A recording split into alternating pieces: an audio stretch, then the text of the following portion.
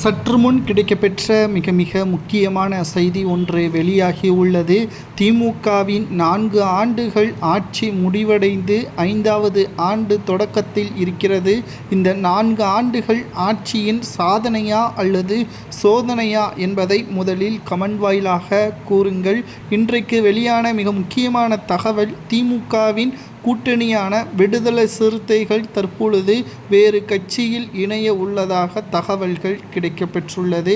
ஏனென்றால் கூட்டமே இல்லாத கட்சியான காங்கிரசிற்கு 10 தொகுதிகள் என்றும், விடுதலை சிறுத்தைகளுக்கு மீண்டும் அதே 2 தொகுதிகள் என்று பங்கீடு செய்தால் நிச்சயமாக கடைசி நேரத்தில் நாங்கள் அதிமுகவுடன் கூட்டணி வைப்பது உறுதிதான் என்பது தற்பொழுது விடுதலை சிறுத்தை கட்சியின் நிர்வாகிகள் திருமாவளவனுக்கு அழுத்தத்தை கொடுத்து வருகிறார்கள். என்னதான் திருமாவளவன் ஸ்டாலினுக்கு நெருக்கமாக இருந்தாலும் கட்சி ரீதியாக அவர் ஒரு தலைவர்.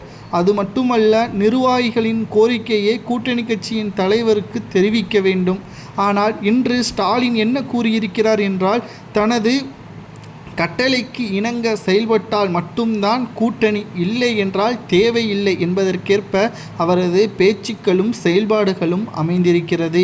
ஏனென்றால் எங்களது தனிப்பெரும்பான்மையை 200 தொகுதிகளுக்கு மேலாக செல்லும் என்பதை நாங்கள் முன்வைத்திருக்கிறோம். நிச்சயமாக திராவிட முன்னேற்ற கழகம் தனித்து போட்டியிட்டாலே 200 தொகுதிகளுக்கு மேல் வெற்றி அடைந்து விடுவோம் என்ற நம்பிக்கை திமுகவின் தலைவர் ஸ்டாலின் அவர்களுக்கு வந்துவிட்டதாக பலரும் கூறி வருகிறார்கள். இதற்கு காரணம், மக்களவை தேர்தலில் புதுச்சேரியுடன் சேர்த்து 40 தொகுதிகளில் வெற்றியடைந்ததுதான்.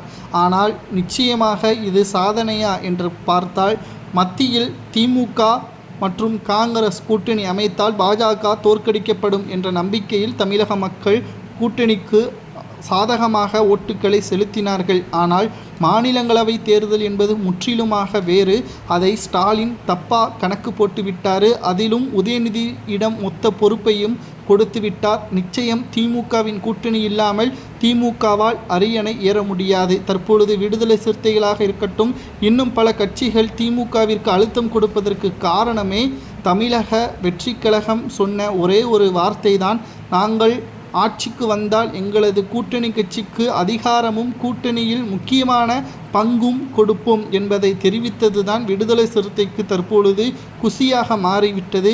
ஸ்டாலின் அவர்கள் மீண்டும் 2 தொகுதி கொடுத்தால் நிச்சயமாக மாபெரும் போராட்டமே உட்கட்சிக்குள் நடக்கும். விடுதலை சிறுத்தையில் இது மிகப்பெரிய அளவில் தோல்விக்கு வழிவகுக்கும் என்ற தகவல் தற்பொழுது நமக்கு கிடைக்கப்பெற்றுள்ளது. இதை பற்றி உங்களது கருத்துக்களை கூறுங்கள்.